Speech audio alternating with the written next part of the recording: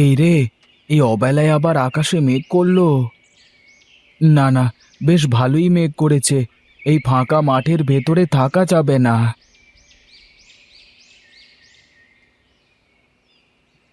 দেখি, এখানে একটু দাঁড়িয়ে দেখি ঝড় বৃষ্টির কি অবস্থা হয়।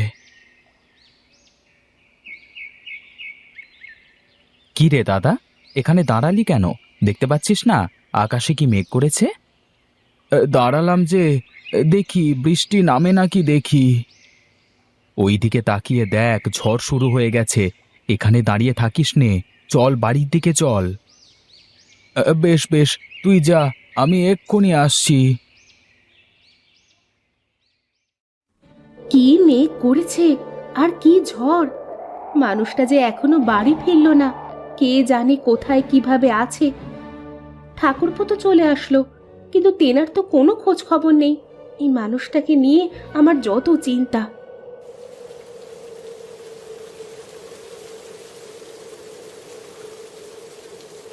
এই তোমার আসার সময় হলো। কি করব, দেখছো না কি মেঘ করেছে। আমিও তো সেজন্যই বলছি, এই মেঘের মধ্যে কি কেউ মাঠে থাকে? যদি কোনো দুর্ঘটনা ঘটে যেত। আমাকে নিয়ে তুমি এত চিন্তা করো কেন বলো তো সব সময়? তুমি জানো না, তুমি ছাড়া এই পৃথিবীতে আমার কেউ নেই। তুমি ছাড়া আমার কে আছে বলো তো? যাও, তুমি কাপড় চোপড় ছেড়ে এসো, তোমাকে খেতে দিই।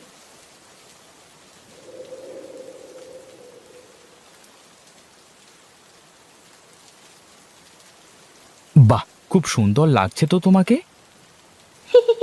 ধন্যবাদ। সত্যি করে বলো তো, আমাকে কেমন লাগছে? সুন্দর লাগছে, কিন্তু এখন এই অসময়ে তোমার এত সাজুগুজু করতে হচ্ছে কেন? কি করব বলো, বাইরে তো ঝড় বৃষ্টি হচ্ছে। আমি কি করব তাহলে? আচ্ছা, তোমার কি এই সাজগোজ বাদে আর কিছু আসে না? দেখো, তুমি আবার এসব নিয়ে কথা বলবে না। বিয়ের সময় তুমি জানতে না যে আমি কাজ কাম করতে পারি না? হ্যাঁ, সেই তো আমার কপাল।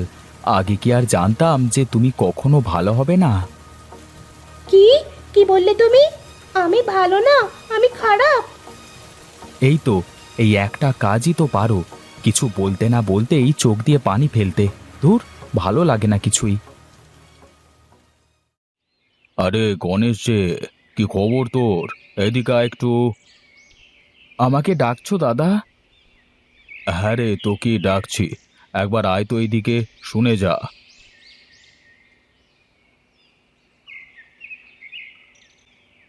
বলো দাদা, কি বলবে? আমার আবার হাতে সময় কম। কেন রে, এখন আবার কোথায় যাবি তুই? বাড়িতে সার রেখে এসেছি, জমিতে দিতে হবে গিয়ে। আমি বলি কি, শুধু এত কষ্ট না করে আমার কাছ থেকে সার বীজ নে, দেখবি ভালো ফলন পাবি। আমার অত দরকার নেই দাদা, তুমি যাদের কাছে বিক্রি করছো তাদের কাছেই করো। আমি আমার জমিতে এই বীজ দিতে পারবো না। তুই শুধরাবি নে, তোর ছোট ভাই নিতাই কি করছে দেখছিস তো। আমার কথা মতো চাষ করে আজকে ওর কোনো কিছুর অভাব নেই। দাদা, এই মাটি আমাদের মা। এই মাটিকেই যদি আমরা নষ্ট করে ফেলি, তাহলে তো ভবিষ্যতে আমাদের না খেয়ে মরতে হবে। তোর এই নীতিবাক্য কেউ শুনবে না রে গণেশ। আমি যা বলি শোন, তাহলে দেখবি ভালো করবি। ঠিক আছে দাদা, এখন তাহলে আমি চলি, আমার দেরি হয়ে যাচ্ছে। কবে আসবে ওর মাথায় সুবুদ্ধি? বেটাকে পটাতে পারলে বাকিরা সবাই হুড়মুড় করে পড়তো আমার দোকানে এসে। বেশ, আপনার জমিতে তো বেশ ভালোই ফলন হয়েছে। তা বলুন, এখন কিভাবে কি করা যায়? আমি আর কি বলবো, আপনি বলুন কিভাবে কি করতে পারবেন। এই নিন আপনার অ্যাডভান্স। আমার লোক এসে জমি থেকে তরমুজগুলো সব নিয়ে যাবে, আর আমি এসে বাকি টাকা দিয়ে যাব। ঠিক আছে বাবু।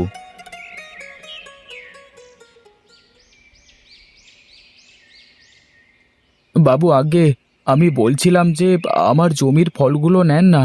আমি কোনো সার ওষুধ দিই না, জৈব সার দিয়ে এই ফসল ফলিয়েছি। দেখুন গণেশবাবু, আমরা তো আর দেখে শুনে ওরকম জিনিস কিনতে পারি না। আর তাছাড়া খরিদ্দাররা যা পছন্দ করে আমাকে তো তাই নিতে হবে, তাই না? তবে বাবু, আমার জমির ফসল নিলে আপনার ভালো হতো। যাও যাও, তুমি আমাকে ভালো মন্দ শেখাতে এসো না, যাও।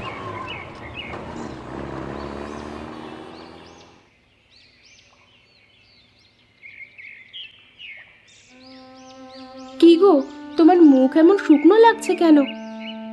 কি আর বলবো গিন্নি, আমার কপালটাই বুঝি খারাপ।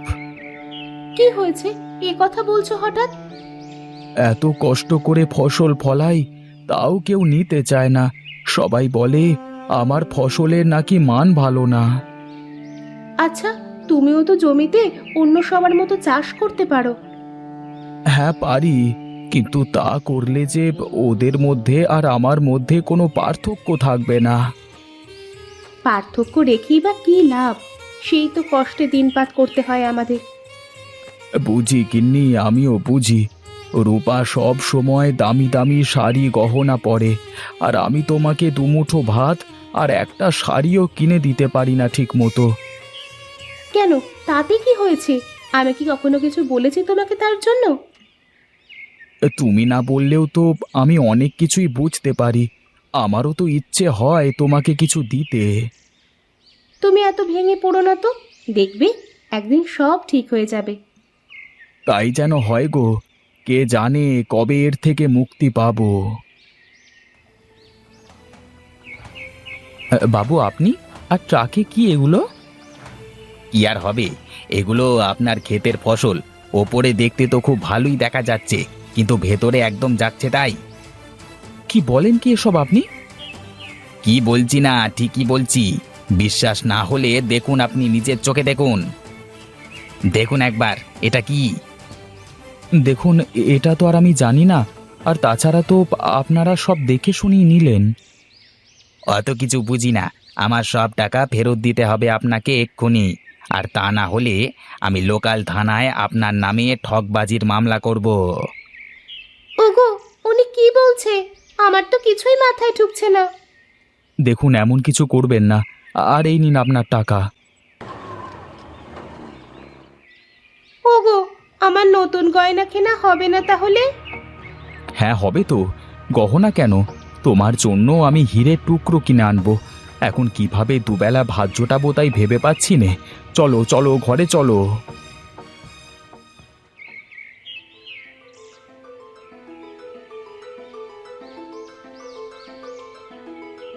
আরে শহুরে বাবু যে, তা হঠাৎ কি মনে করে আমার এখানে? আসলে আমরা আপনার বিষয়ে শুনেছি, আমাদের কোম্পানি আপনার থেকে ফসল কিনতে চায়। কিন্তু আমার ফসলের দাম যে বেশি দিতে হবে। হ্যাঁ হ্যাঁ, আমার কোম্পানি আপনার ফসল বেশি দামে কিনতেও রাজি আছে। কিন্তু কেন হঠাৎ সিদ্ধান্ত বদলে গেল আপনার? আসলে ওইসব ফসলে প্রচুর পরিমাণে সার ওষুধ দেওয়া, যার জন্য ওইসব ফসল মানব দেহের জন্য ক্ষতিকর। কিন্তু আমি যে জৈব সার ব্যবহার করে চাষ করি, তা আপনি জানলেন কি করে? গাঁয়ের সব মানুষ তো আপনাকে নিয়েই কথা বলছে। সবার জমিতে আর ঠিক আগের মতো ফসল হয় না। আমি সব জমির মাটি পরীক্ষা করে দেখেছি। আমি জানতাম একদিন না একদিন সবাই এরকম একটা পরিস্থিতির মধ্যে পড়বে। এই টাকাগুলো অ্যাডভান্স রাখুন, আর এই কাগজে একটা টিপসই দেন। আগামী 5 বছর আপনার জমির সব ফসল আমাদের কোম্পানি নেবে। ওগো, আমার যে আর সহ্য হচ্ছে না। সকাল থেকে না খেয়ে আছি, ঘরে যে কোনো দানা পানি কিছুই নেই। আমি কি করব গিন্নি, আমার যে কিছুই করবার নেই। জমিতে এখন আর কিছুই ফলবে না।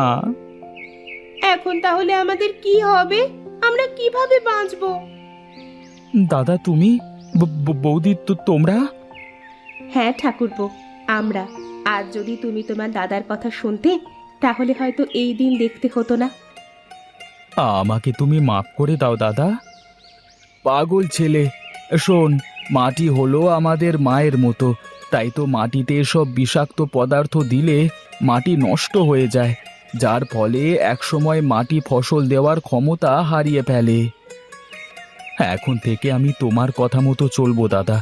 দরকার নেই আমার বেশি টাকা পয়সার, দরকার নেই আমার এত সুখের।